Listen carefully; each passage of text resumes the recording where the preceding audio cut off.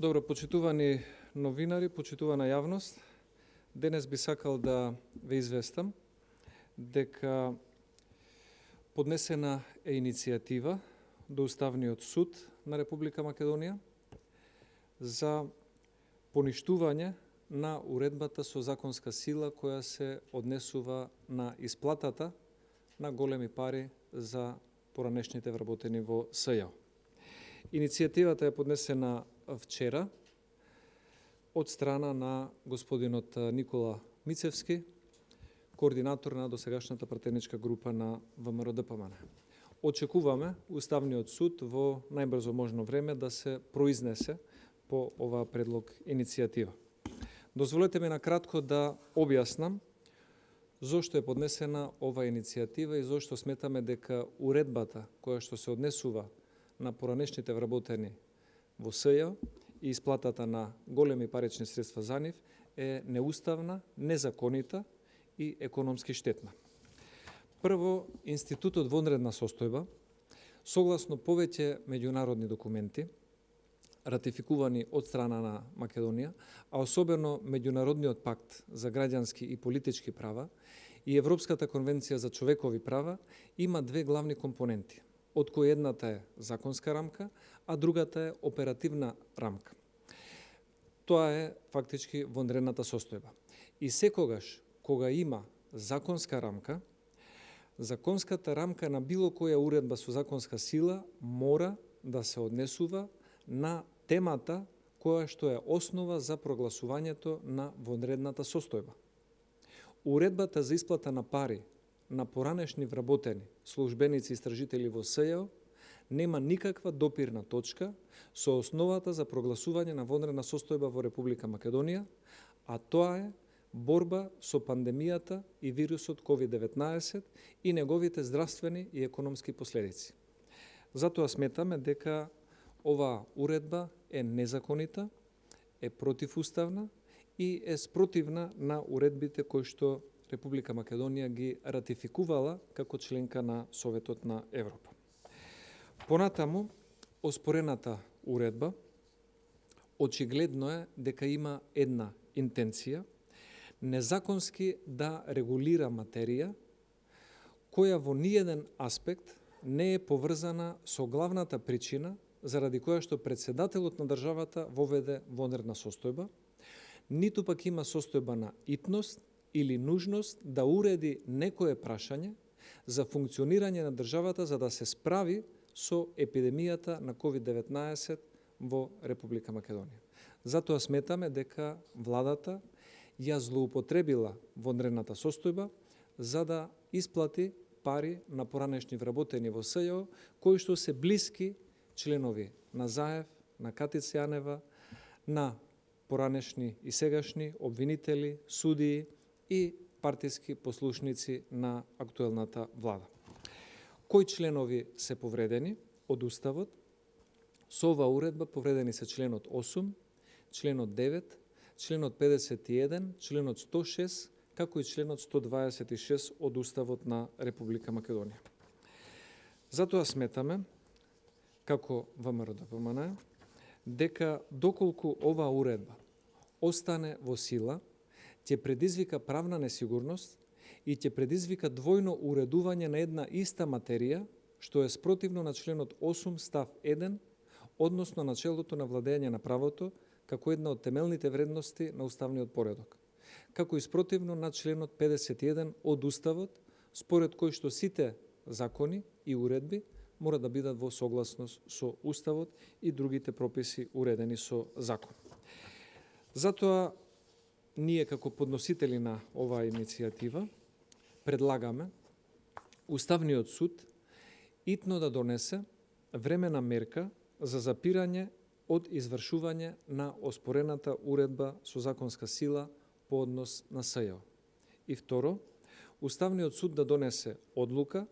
со која што ќе ја поништи уредбата со законска сила, а која се однесува на јавнообвинителските службеници, истражители и другите вработени во СЈ и за финансирањето на нивните незаслужени високи плати, хонорари и други трошоци. Она што недостига и ја прави уредбата уште посомнителна е тоа што во предлогот на самата уредба предлагачот Министерството за правда не сакал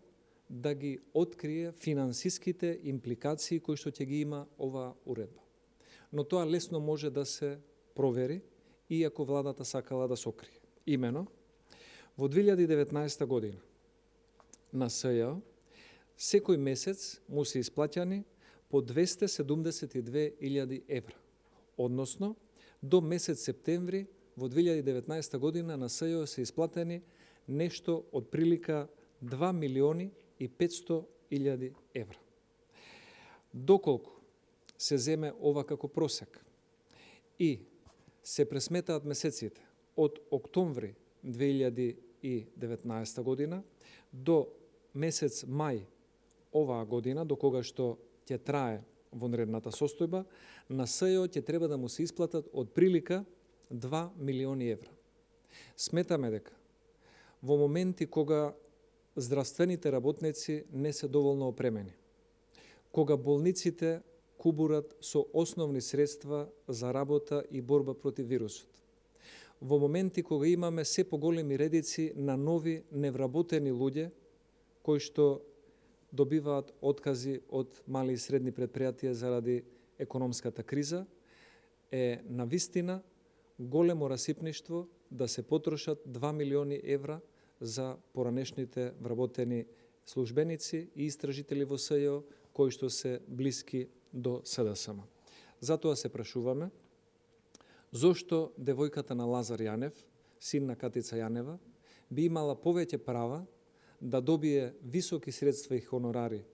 од владата како поранешна вработена во СЈ, а да не може тоа да го добие некој келнер, готвач или касиерка која што ја загубила својата работа во изминативе месец дена. Зошто ќерката на поранешниот директор на МЕПСО Сашо Василевски, Марија Василевска, вработена по роднински врски во СЈ, би била побитна од некој друг граѓанин, вработен во приватниот стопански сектор, кој што изминативе месец дена добил отказ заради тешката економска состојба и неспособноста на владата да им помогне на стопанските субјекти. Зошто Евтимија и Љупчо Чучурски, братучеди на обвинителот Гаврил Бубевски, би биле побитни и привилегирани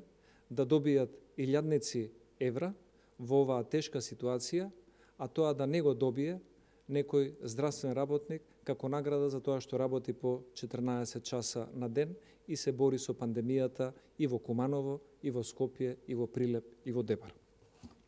Затоа ние предлагаме,